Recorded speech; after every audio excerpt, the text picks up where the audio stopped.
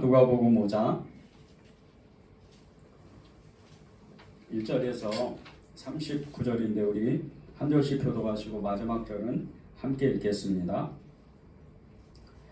무리가 몰려와서 하나님의 말씀을 들을새 예수는 게네사렛 호숫가에 서서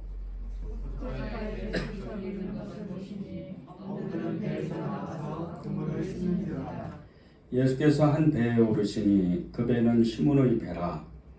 육지에서 조금 떼기를 청하시고 앉으사 배에서 무리를 가르치시더니 말씀을 마치시고 시몬에게 이르시되 깊은 데로 가서 그물을 내려 고기를 잡으라. 시몬이 대답하여 이르되 선생님, 우리들이 밤이 새도록 수고하였으되 잡은 것이 없지만은 말씀에 의지하여 내가 그물을 내리리이다 하고 그렇게 하니 고기를 잡을 것이 심하다. 물이 찢어지는지라. 이에 다른 배에 있는 동무들에게 손짓하여 와서 도와달라 하니 그들이 와서 두 배의 채움에 잠기게 되었더라. 시몬 베드로가 이를 보고 예수의 무릎 아래 엎드려 이르되 주여 나를 떠나소서 나는 죄인이로소이다 하니 이는 자기 및 자기와 함께 있는 모든 사람이 고기 잡힌 것으로 말미암아 놀라고 새벽에 아들로서 시몬의 목자인 야고보와 요한도 놀랐습니다. 예수께서 시몬에게 이르시되 무서워하지 말라. 이제 물은 네가 살아나시리라 하시니 그들이 배들을 육지에 대고 모든 것을 버려두고 예수를 따르니라. 예수께서 한 동네에 계실 때에 온몸에 나병이 든 사람이 있어 예수를 보고 엎드려 구하여 이르되 주여 원하시면 나를 깨끗하게 하실 수 있느냐 하니 예수께서 손을 내밀어 그에게 대심에 이르시되 내가 원하노니 깨끗함을 받으라 하신대 나병이 곧 떠나니라. 예수께서 그를 들고 하시되 아무에게 이르지 말고 가서 제사장에게 내 몸을 들고 또 내가 깨끗하게 됨으로 인하여 모세가 명한 대로 예물을 드려 그들에게 잊지 마라 하셨더니 예수의 소문이 더욱 퍼짐에 수많은 무리가 말씀도 듣고 자기 병도 고침을 받고자 하여 모여오되 예수는 물러가서 한적한 곳에서 기도하시니라. 하루는 가르치실 때 갈릴리의 각 마을과 유대와 예루살렘에서 온 바리새인과 율법 교사들이 앉았는데 병을 고치는 주의 능력이 예수와 함께 하더라. 한 중풍병자를 사람들이 심상에 메고 와서 예수 앞에 들여놓고자 하였으나 무리 때문에 메고 들어갈 길을 얻지 못한지라 지붕에 올라가 기와를 벗기고 병자를 침상째 무리 가운데로 예수 앞에 달아내리니 예수께서 그들의 믿음을 보시고 이르시되 이 사람아 내 죄사함을 받았느니라 하시니 서기관과 바리새인들이 생각하여 이르되 이 신성 모독하는 자가 누구냐 오직 하나님 외에 누가 능히 죄를 사하겠느냐. 예수께서 그 생각을 아시고 대답하여 이르시되 너희 마음에 무슨 생각을 하느냐 내 죄사함을 받았느니라 하는 말과 일어나 걸어가라 하는 말이 어느 것이 쉽겠느냐. 그러나 인자가 땅에서 죄를 사하는 권세가 있는 줄을 너희로 알게 하리라 하시고 중풍병자에게 말씀하시되 내가 내게 이르노니 일어나 내 신상을 가지고 집으로 가라 하시네. 그 사람이 그들 앞에서 곧 일어나 그 누웠던 것을 가지고 하나님께 영광을 돌리며 자기 집으로 돌아가니 모든 사람이 놀라 하나님께 영광을 돌리며 심히 두려워하여 이르되 오늘 우리가 놀라운 일을 보았다 하느라.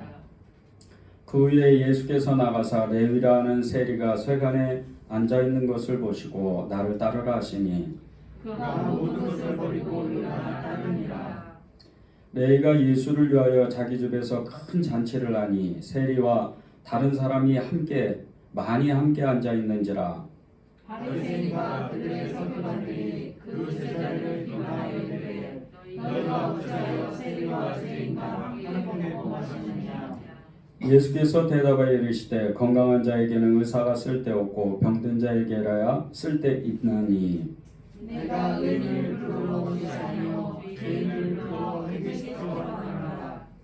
그들이 예수께 말하되 요한의 제자는 자주 금식하며 기도하고 바리새인의 제자도 또한 그리하되 당신의 제자들은 먹고 마시나이다.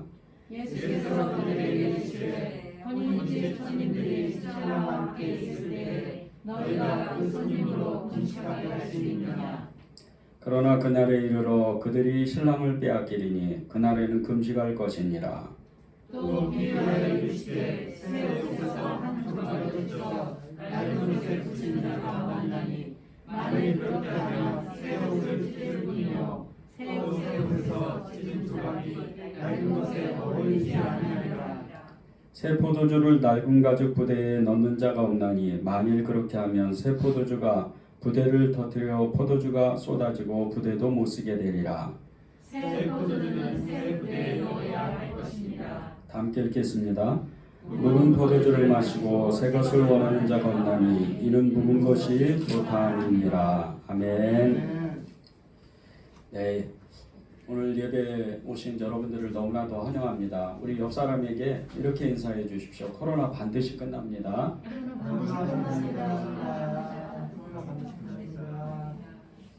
네, 너무나도 감사드립니다. 저는 어제 사실 이렇게 이제 말씀을 다 정리를 하면서 굉장히 마음이 괴로웠습니다. 이제 일주일 동안 말씀 준비하면서 하나님이 주신 말씀이 있었는데 갑자기 어제 낮에서부터 하나님이 다른 마음을 계속 주시는 거예요. 그래서 이거 이렇게 하면 안 되는데 이런 마음에 너무 좀 괴로웠어요. 이렇게 말씀을 정리를 하면서 과연 이거를 이렇게 또 한 5년 전에 그런 적이 있었는데 또 이걸 틀어야 되나 이런 마음이 이제 들었는데 밤늦게 주님께 순종하기로 결정하고 아주 주님이 주신 말씀만 핵심만 뽑아서 오늘 이 강단에 올라왔습니다. 제가 한 5년 전에 할렐루야 교회라는 곳에 가서 몽코리아 기도 모임 하는 선교사님들 앞에서 설교를 한번 한 적이 있었습니다. 그때 하나님이 주신 마음을 받아서 설교를 이제 며칠째 준비를 하고 있는데 아침에 갑자기 이렇게 다른 마음을 주셔가지고 그래서 이제 너무 떨리는 마음에 거기는 이제 북한 선교 관련 선교사님들과 서울에 소위 말하는 이렇게 대형 교회 목사님들도 계셨었습니다. 그런데 이거를 설교를 해야 되나 말아야 되나 그 짧은 20분 정도 되는 설교를 하면서 어떻게 해야 되나 하고 두 가지의 설교문을 가지고 이 할렐루야 교회를 갔었습니다. 그리고 이제 설교를 하는데 끝나고 나서 너무나도 정확하게 하나님이 역사를 하셔서 그 뒤에 온 코리아 이 기도 모임은 끝나고 청년 온 코리아 기도 모임이 생기게 됐습니다. 지금 이제 그 청년 온 코리아 기도 모임이 계속 진행이 되는데 그때 말씀이 이 에스겔 37장 두 막대기가 하나가 되는 말씀이었습니다. 그때 너무나도 놀랍게 하나님이 제게 주시는 게 정말 그 짧은 설교 가운데 하나님의 역사가 엄청나게 정말 모든 선교사님들의 그 10년 혹은 20년, 30년 동안 사역했던 그런 결정체와 같은 어떤 하나님의 말씀이 선교사님들한테 나타난 겁니다. 오늘도 하나님이 어떤 한 사람에게 이 설교를 하라는 마음을 주셨습니다. 오늘 기도 제목이 주여 원하시면 나를 깨끗하게 하실 수 있나이다. 이 말씀인데 하나님의 기적과 같은 믿음입니다. 그런데 하나님이 제게 원래 주셨던 것은 다른 기도 제목이었는데 하나님이 제게 너무 강하게 마음을 주셔서 오늘 믿음에 대해서 같이 나누고 기도하는 시간을 이렇게 갖겠습니다. 예수님은 이 땅에 죄인들을 불러주시고 회개시키셔서 구원하시려고 이 땅에 오셨습니다. 그것이 오늘 누가복음 5장 32절에 나옵니다. 내가 의인을 부르러 온 것이 아니요 죄인을 불러 회개시키러 왔노라. 이 말씀이 여러분에게 생소할 수도 있고 늘 들었던 말씀일 수도 있고 나는 구원받았는데 나는 회개했는데 그럴 분도 많으실 겁니다. 그런데 여러분 안에 진정으로 회개할 분들이 있다는 겁니다. 진정으로 회개할 사람. 그 회개는 하나님을 처음 만났을 때 하나님 앞에 돌아왔을 때 하나님이 주셨던 회개 그것을 다시 회복해야 된다는 겁니다. 여러분은 다 회개한 사람입니다. 여러분은 믿음을 가지고 구원을 받은 사람입니다. 그런데 지금도 여전히 나는 그 구원의 감격으로 사느냐, 그 구원의 감격으로 나는 하나님을 정말 사랑하고 그 주님을 생각만 해도, 그 주님을 내가 부르기만 해도, 그분을 내가 정말 찾기만 해도 내 마음은 떨리고 내 마음은 여전히 주님을 사랑해서 그 눈물을 흘리냐는 겁니다. 진정한 회개가 되지 않으면 처음에 예수님을 믿고 우리가 구원을 받아서 하나님 앞에 잠깐 눈물을 흘리고 정말 그 오랜 시간 동안 하나님을 잊어버리고 어떻게 보면 하나님을 외면해서 하나님을 믿는 것처럼 사는 사람이 너무나 많다는 겁니다. 우리는 진정한 회개가 되어 있는가? 내가 죄인을 불러 회개하러 이 땅에 왔다. 주님이 말씀하셨는데 오늘도 이 말씀이 나의 심장을 떨리게 하고 나의 이 마음을 하나님께 고정시킬 수 있는 말씀의 능력이 실제로 나타나느냐 이겁니다. 하나님이 오늘 여러분에게, 저와 여러분에게 오늘도 너는 정말 의인을 부르러 온 것이 아니고 네가 뭘 잘해서 네가 무엇을 하나님 앞에 드려서 그런 것이 믿음의 사람이고 믿음의 증거가 아니고 하나님 앞에 나는 죄인입니다 하고 나올 수 있는 그 믿음의 모습이 나에게 있느냐. 여러분은 어떠세요? 여러분은 정말 하나님 앞에 모든 것을 버리고 하나님을 쫓아가는 그 마음이 여전하세요? 베드로가 마태가 하나님께 부르심을 받을 때 모든 것을 버리고 자기에 있는 모든 것을 버리고 하나님을 쫓아갔습니다.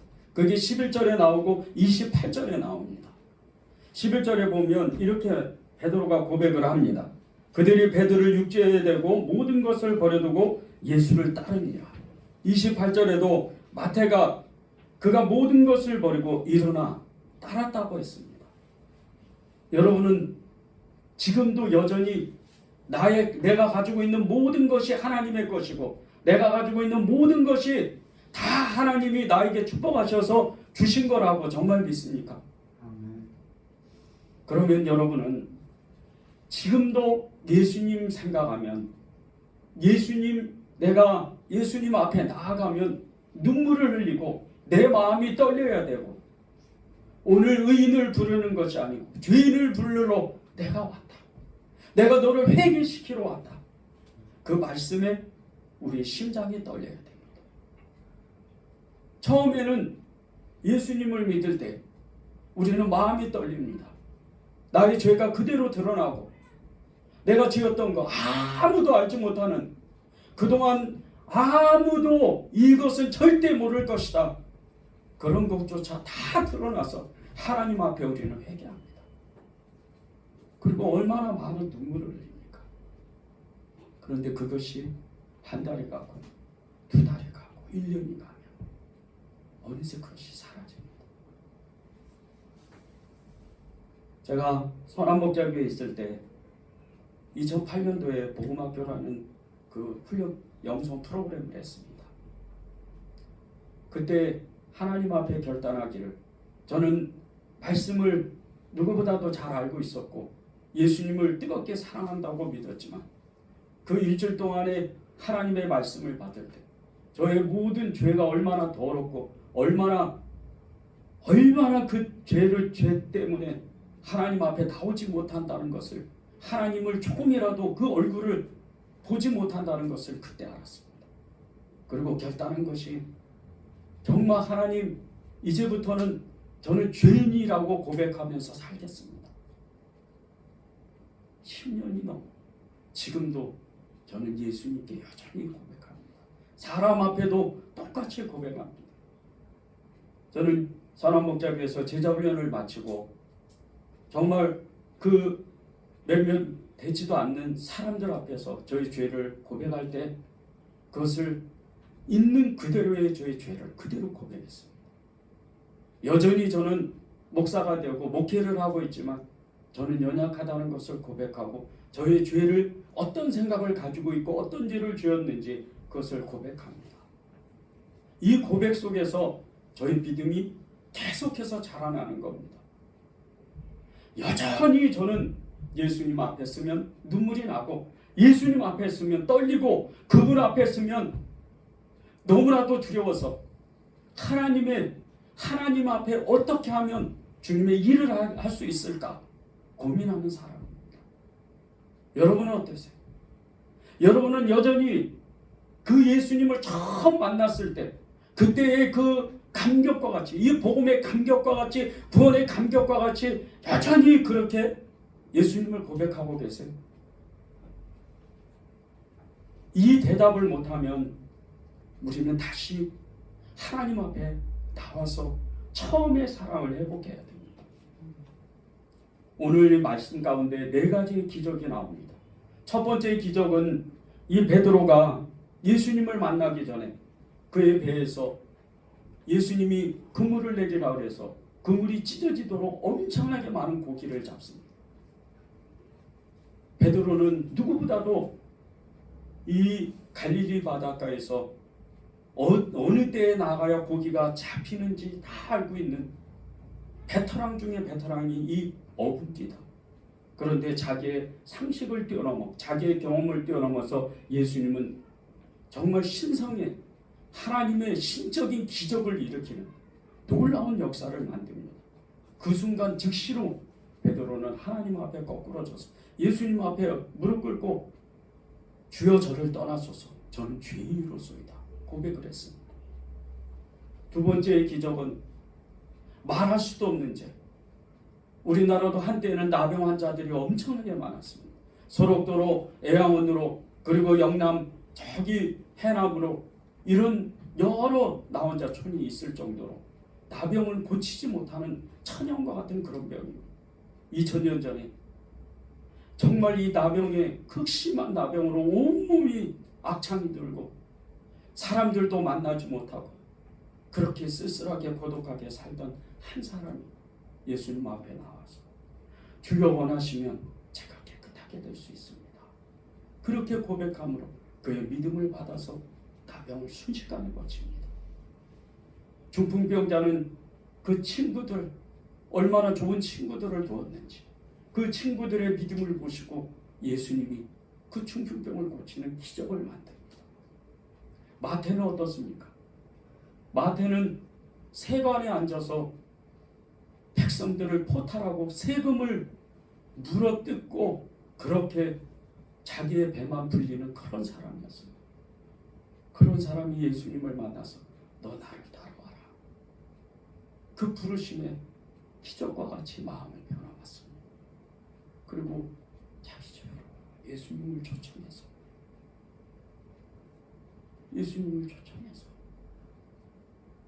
그렇게 잔치를 벌입니다. 자기의 친구들 마태가 만난 친구들이 누굽니까? 좋은 사람들이 아니에요.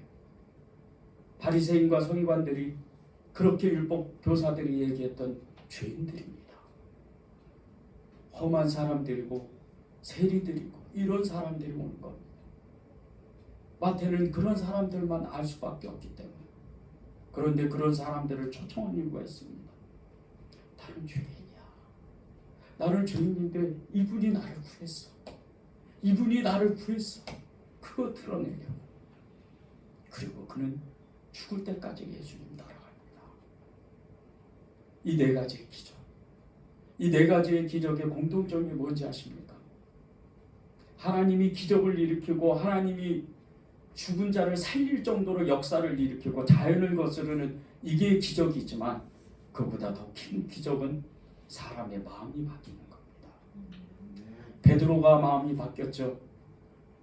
이 나병 환자 그 썩어져 문드러지는 코가 다 없어지고 다리가 잘리는 이런 문둥병 환자가 몸이 깨끗해짐으로 인해서 사람들 앞에 가서 예수님이 나를 고쳤어.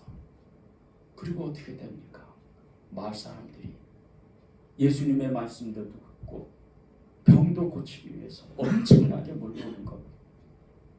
마음이 깨끗해지고 마음의 병이 치유가 되니까 사람들 앞에 담대해지는 겁니다.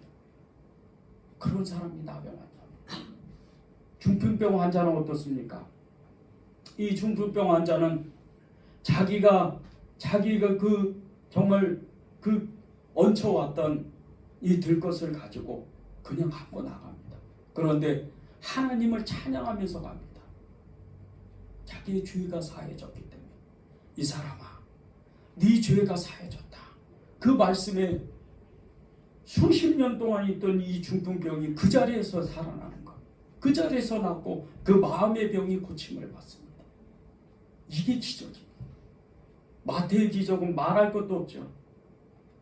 마태는 정말 이 삭개와 같이 자기 집에 모든 사람을, 자기가 아는 사람, 좋은 사람이든 나쁜 사람이든 모든 사람을, 자기가 아는 사람을 초청해서 나는 변화받았어요. 그걸 이야기하는 겁니다. 여러분 안에 정말로 이 마태와 베드로 그리고 중풍병자, 나병 환자와 같이 여러분 마음이 오늘도 진정으로 변화되는, 오늘도 그 하나님의 나는 의인을 찾으러 온 것이 아니고 죄인을 찾아서 회개시키러 왔다.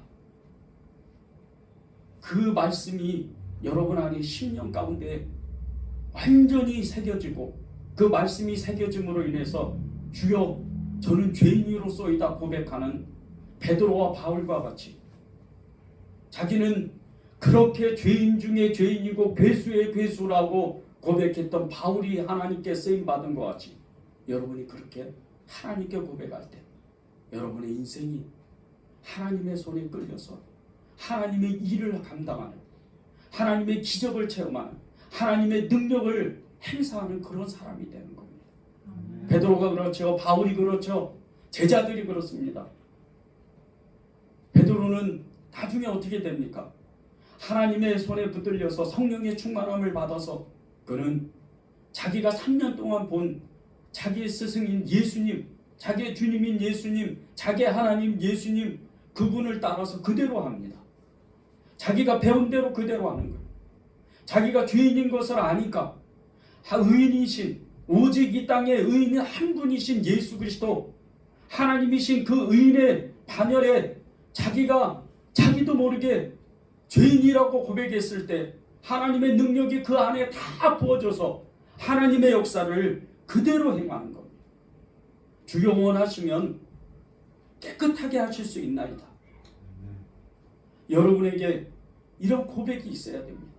주여 원하시면 제가 회개할 수 있습니다. 주여 원하시면 제가 다시금 잃었던 믿음을 회복할 수 있습니다. 주여 원하시면 하나님 앞에 제가 주님을 사랑한다고, 그 누구보다도 사랑한다고 고백할 수 있습니다.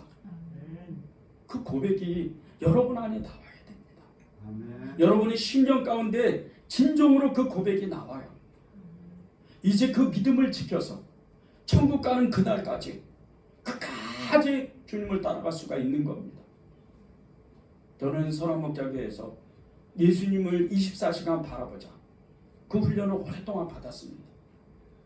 오랫동안 그 훈련을 받은 결과는 저에게 저 자신만의 적용점은 다른 것이 아니었습니다. 하나님 앞에 쓰는 거다. 하나님 앞에서 먹고 마시는 거다. 하나님 앞에서 그분을 두려워하는 거다. 저는 하나님을 두려워합니다. 하나님 앞에서 생각과 마음을 고정시킬 때 제 마음이 떨릴 때가 많습니다. 여러분은 어떠십니까? 하나님은 그저 사랑이시다. 이 말씀이 여러분의 은혜가 됐다면 동시에 여러분의 심령 가운데는 하나님을 두려워해야 됩니다. 하나님을 두려워하지 않고는 여러분이 말하는, 행동하는 그 모든 모습들이 하나님은 이해하실 거야. 하나님은 괜찮아. 그렇게 되어집니다. 믿음이 왜곡되어지는 겁니다. 믿음이 무엇입니까?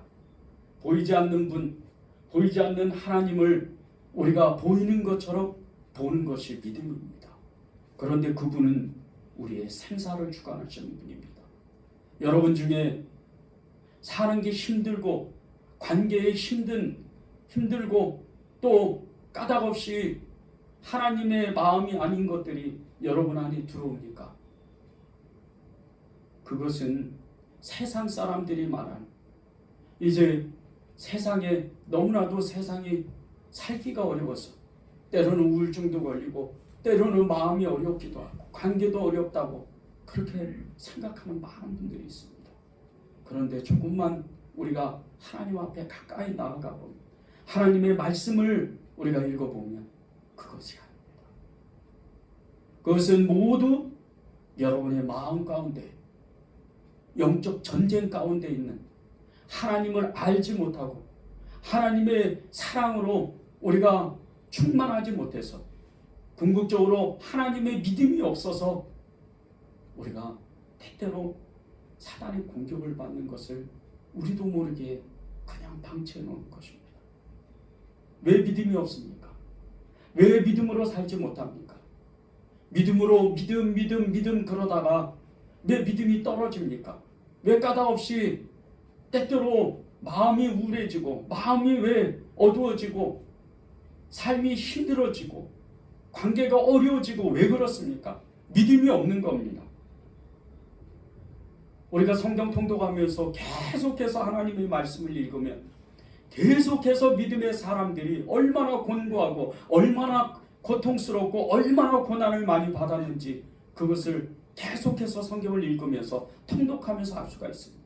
그 사람들이 그 어려운 삶의 믿음을 어떻게 뛰어넘었습니까?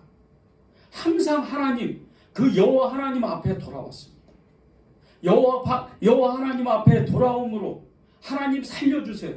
하나님 도와주세요. 하나님 제가 믿음이 없습니다. 믿음을 주셔야 되겠습니다. 그렇게 외칠 때 믿음의 사람들이 회복했습니다.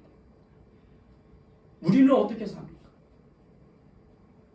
여러분이 조금만 환경이 좋아지면 그저 주일날 예수님 앞에 가서 주일날 예배당에 가서 예배드리고 좋은 친구들과 함께 그렇게 교제를 나누고 밥 한번 먹고 봉사 한번 하고 그러면 믿음이라고 생각합니다.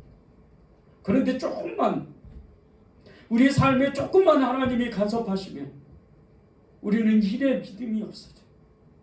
왜 그런지 아십니까? 하나님의 믿음을 갖지는 못하니까 그래요. 처음에 첫사랑의 그 믿음, 그것이 어느새 우리 안에 있는 것 같은데 없으니까, 그 믿음을 잃어버렸으니까 그 믿음을 찾지를 못하는 겁니다. 여러분 안에 믿음이 없는 것, 믿음을 방해하는 것 두 가지가 있습니다. 오늘 성경의 말씀에 첫 번째가 여러분의 고정관념입니다.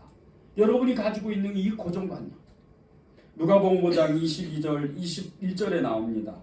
예수께서 그들의 믿음을 보시고 이르시되 이 사람아 너희 죄사함을 받았느니라 하시니 서기관과 바리새인들이 생각하여 이르되 이 신성모독하는 자가 누구냐? 오직 하나님 외에 누가 능히 죄를 사하겠느냐? 중풍병자가 병이 들었는데 예수님이 이 사람아 네 죄가 사해졌어. 빨리 일어나 걸어가라. 그렇게 말씀하실 때 바리새인과 서기관들이 옆에 있다가 그걸 조롱하는 겁니다. 하나님 한 분밖에 죄를 사할 분이 없는데 당신이 누군데 이 사람이 죄를 사한다고 이야기를 이 얘기를 하는 겁니다. 그들의 유대인들의 이 고정관념, 이 고정관념은 율법을 가지고 하나님을 판단하는 겁니다. 그들의 눈앞에 있는 분이 누굽니까? 예수님이에요. 하나님이시죠. 그런데 하나님이 행하시는 일을 반대하고 오히려 공격하는 이런 일을 하는 겁니다. 우리 안에는 그런 마음이 없습니까? 어느새 우리 안에는 믿음을 가졌다나 믿음으로 살지 못하고 늘 하나님의 말씀을 우리가 판단하고 이것은 해야 되고 이것은 할 수 없고 이것은 할 수 있고 우리가 그렇게 우리 스스로 믿음의 잣대를 댑니다. 그런데 하나님은 이 성경을 기록하실 때 우리가 할 수 있는 모든 것을 할 수 있기 때문에 이 말씀을 기록한 겁니다. 그런데 우리는 믿음이 연약하니까 이것을 다 받지를 못해요. 어떻게 나보다 죽으라 그래? 어떻게 나보다 내가 가진 모든 것을 달라고 합니까? 여러분에게 저 선교지 가서 순교하라고 하나님 말씀 안 하십니다. 여러분에게 저 땅끝 가가지고 시골 가서 전도하면서 살라고 말씀 안 하십니다. 여러분의 마음, 여러분의 마음을 보시는 겁니다. 여러분 마음 하나 달라고, 여러분이 그 마음 하나 달라고, 그 고정관념 깨라고. 오늘도 하나님은 살아계셔서 어제나 오늘이나 내일이나 그분은 나에게 역사하시고 교회에 역사하시고 믿음의 사람들에게 역사하시고 모든 하나님을 믿는 사람들에게 역사하시는 그분의 말씀을 오늘 아무 잣대를 대지 않고 하나님의 말씀에 따라오라는 겁니다. 아멘. 여러분은 어떻게 이 말씀 앞에 반응하실 겁니까? 서기관과 그리고 바리새인들과 같이 율법교사들과 같이 그렇게 반응하실 겁니까? 여전히 나는 그 사람들이 아니고 제사장과 율법교사들, 서기관, 바리새인들, 사두개인들 이런 사람들이 아니에요. 그렇게 여기면서 우리는 하나님의 말씀을 들을 때 믿음으로 살아라, 사랑으로 해라, 그리고 용서해라, 이해해라, 끝까지 인내해라. 그런 말씀에 어떤 것은 내가 말씀이 어떤 것은 행할 수 있고 어떤 것은 행하지 못하니까 이것은 젖혀두고 이 말씀은 내가 할 수 있겠지. 그렇게 여기십니까? 하나님의 말씀을 받을 때 여러분 하나님을 두려워하는 마음으로 하나님을 정말 사랑한다면 이 모든 말씀을 내가 할 수는 없으나 사람으로서는 할 수 없으나 하나님으로서는 다 할 수 있느니라 말씀하신 것 같이 그분의 말씀에 의지해서 하나님 되든 안 되든 이 말씀대로 내가 살아보겠습니다. 아멘. 저를 이끌어 주십시오. 아멘. 그것이 고정관념을 깨는 겁니다. 두 번째는 여러분의 마음 안에 나도 모르게 비판하는 마음, 그 마음을 빨리 없애야 됩니다. 누가복음 5장 29절 30절을 제가 읽어드리겠습니다. 레위가 예수를 위하여 자기 집에서 큰 잔치를 하니 세리와 다른 사람이 많이 함께 앉아 있는지라. 바리새인과 그들의 서기관들이 제자들에게 비방하여 이르되 너희가 어찌하여 세리와 죄인과 함께 먹고 마시느냐. 여러분 주위의 믿음의 사람들을 볼 때 정말 저렇게 극단적으로 사나? 저렇게 사는 건 아닌데 특별히 전도하는 사람들 지하철에서 그리고 시장에서 소리 지르며 예수 천당 불신지옥 외치는 사람들을 보고 여러분 마음 안에 어떤 마음이 드세요? 극단적인 삶을 사는 사람들, 믿음으로 사는 사람들, 예수님이 이렇게 하라고 하셨어요. 예수님이 누구 도와주라고 하셨어요. 가지고 있는 재산 다 털어가지고 그 사람을 도와준다. 그런 사람들을 그런 사람이 여러분 주변에 너무나 가까운 친척이나 너무나 가까운 사람이라면 여러분은 어떤 생각을 하세요? 여러분 안에 그 비판하는 마음, 판단하는 마음 이것을 빨리 없애야 됩니다. 아멘. 제가 선원목자교회 가서 초창기 때 8호선을 끝에서 끝까지 그리고 분당선을 끝과 끝에서 가기를 계속하면서 전도를 할 때 지하철 칸칸이 전도하면서 소리 지를 때 어느 날은 옷을 벗어보면 누가 침을 뱉어놓은 거예요. 어느 날은 지하철 수다새가 나오라고 해서 가서 조서도 주고 벌금도 내고 그런 적도 있었습니다. 그때 제 마음에 하나님이 그런 마음을 주셨어요. 누군가는 증인이 돼야 되는데 아멘. 누군가는 증인이 돼야 돼요. 증인이 부족해요. 여러분이 지금 가지고 계신 믿음, 우리 가정을 잘, 우리 자녀들을 잘 키우고 그런 것도 너무나도 귀한 믿음입니다. 내 남편, 내 아내를 잘 세우고 너무나도 귀한 믿음입니다. 그런데 하나님은 여러분을 그렇게 안 부르셨습니다. 이 땅의 마지막 구원은 세상이 구원받아야 돼요. 하나님의 문화가 하나님의 나라가 이 땅을 점령해야 됩니다. 내가 밟는 땅을 내가 내게 주리라. 하나님이 말씀하실 때 한 사람이 그리스도인이 있으면 한 사람이 천을 쫓고 10사람이 만을 쫓는 것 같이 하나님께서 하나님의 모든 능력을 그 믿음의 사람에게 부어주셨습니다. 우리는 어느덧 2021년을 살아가면서 21세기를 이제 22세기를 바라보는 이 세상을 살아가면서 초대교회에 있던 그 믿음, 아니 한국교회 130년 전에 처음 복음을 전해받고 죽으면 죽으리라 하는 그 믿음을 받았던 그 믿음이 어느덧 다 사라졌어요. 한국교회는 계속해서 사람이 빠져나가요. 그리스도인이 계속 빠져나가요. 지금 15년 동안 빠져나간 숫자만 해도 300만 명이 가깝습니다.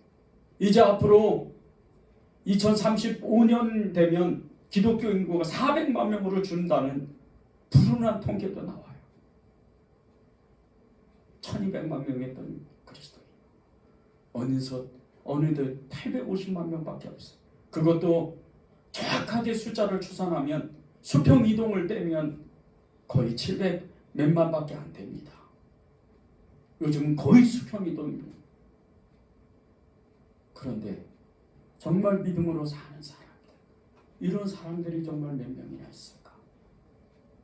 저는 여러분들이 그 몇 명 중에 하나님이 정말 사랑하시고 부르시고 오늘도 여러분을 통해서 역사를 만드는 그런 믿음의 사람이 되기를 간절히 정말 기도합니다.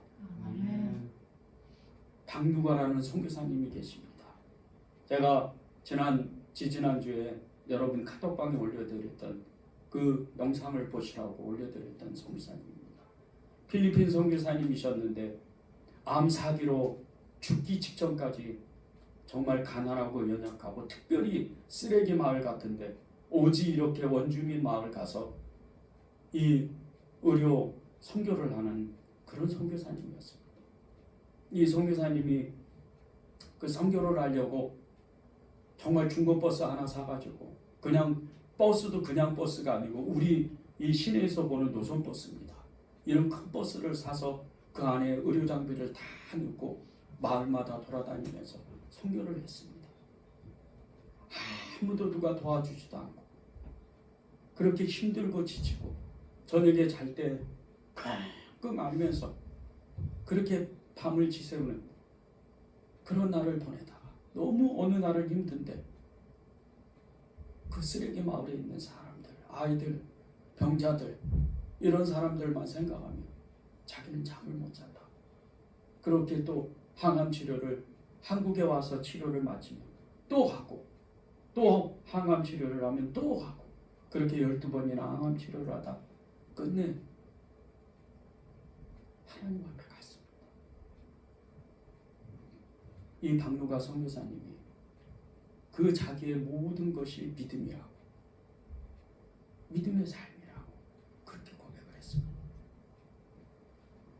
저는 아까 광고에 말씀드린 것처럼 선한목자교회에 있으면서 기도사역을 처음 시작을 할 때 정말 아무도 신경 쓰지 않는 한 선교사님을 정말 만나서 그분을 위해서 기도하기 시작을 했습니다.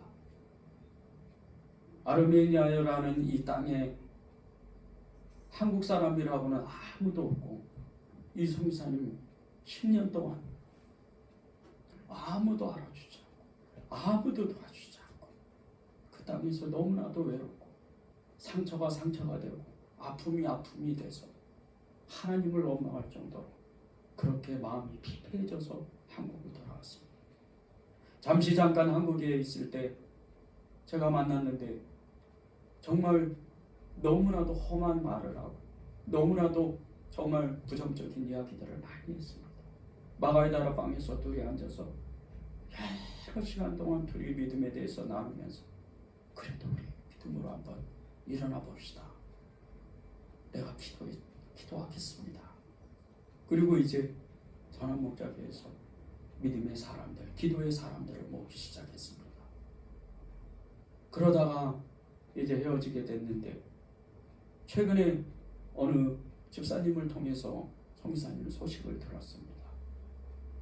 제가 교회를 개척했다고, 교회에 작은 교회 부임했다고 하나님이 처음부터 마음 주셨는데 이제야 순종한다고.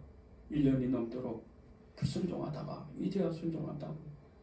10만 원씩 교회는 아니고 가정이 어려우니까 저희 목회자 가정에 헌금하겠다고.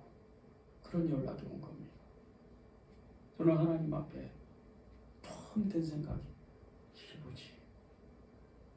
이게 뭐지? 이게 도대체 무슨 일이지? 두 번째 든 생각이 하나님은 제 마음을 다 보시는구나. 아멘. 제가 이 교회를 어떻게 생각하는지, 저 아동센터를 어떻게 생각하는지, 하나님의 일을 어떻게 감당하고 생각하고 있는지 다 보시는구나. 그런 마음이 들었습니다. 믿음은 처음에는 잘 표가 안 납니다. 저는 지난 1년 반 동안 계속해서 이 은혜제일교회가 부흥한다고 선포를 하고 있습니다. 여러분 대부분은 사실은 제가 선포하면 혹시 그게 될까? 아직은 안 될 것 같은데, 사람도 없는데, 이런 분들이 많을 겁니다. 그런데 하나님은 믿음을 가진 자, 믿음이 있는 자, 믿음으로 사는 자, 그 사람이 쓰는 겁니다. 목회자라서, 목사라서 쓰는 게 아닙니다. 여러분의 삶 가운데도 한 사람이 믿음으로 살기를 결정하면 사람을 변화시키고 여러분 안에 있는 그리스도의 사랑으로 정말 변화시키지 못하고 정말 이 사람은 변하지 않을 사람 같은 것, 그런 사람도 변화가 될 수가 있는 겁니다. 아멘. 오늘 하나님께서 이 말씀을 마치면서 두 가지 하나님의 말씀을 주셨습니다. 히브리서 11장 6절, 마가복음 9장 23절입니다. 제가 읽어드리겠습니다. 믿음이 없이는 하나님을 기쁘시게 하지 못하나니 하나님께 나아가는 자는 반드시 그가 계신 것과 또한 그가 자기를 찾는 자들에게 상 주시는 이심을 믿어야 할지니라. 아멘. 마가복음 9장 23절입니다. 예수께서 이르시되 할 수 있거든이 무슨 말이냐? 믿는 자에게는 능히 하지 못할 일이 없느니라. 아멘. 여러분이 회개하는 것, 여러분이 믿음으로 살 수 있는 것, 그것은 하나님이 이미 믿음으로 주셨다는 거예요. 이미 믿음으로 여러분 안에 다 주셨어요. 말씀을 주셨고 하나님이 여러분을 믿음으로 모든 것을 이길 수 있도록 다 말씀을 하셨어요. 여러분이 그것을 믿느냐 안 믿느냐의 차이인 겁니다. 히브리서 11장은 말씀의 장, 믿음의 장입니다. 수많은 믿음의 사람이 나옵니다. 성경을 읽어보십시오. 거기에 나오는 인물들이 얼마나 믿음으로 살았는지 보십시오. 기드온, 바락, 삼손, 아브라함, 다윗, 사무엘, 수많은 사람들이 있어요. 하다못해 이방 땅에 있던 기생 라합도 믿음의 사람이었어요. 그를 통해서 다윗이 태어납니다. 다윗을 통해서 예수님이 태어납니다. 믿음을 한번 가지면 자기의 삶을 완전히 바꾸는 겁니다. 우리가 무엇을 믿고 있습니까? 우리가 무엇을 믿고 살아가고 있습니까? 우리가 믿는 건 예수님입니다. 그분은 역사의 창조자이시고 믿음의 창시자이시면서 역사의 주관자예요. 세상의 창조자이시고 전능하신 분입니다. 지금도 우리의 생명을 붙들고 계신 분이에요.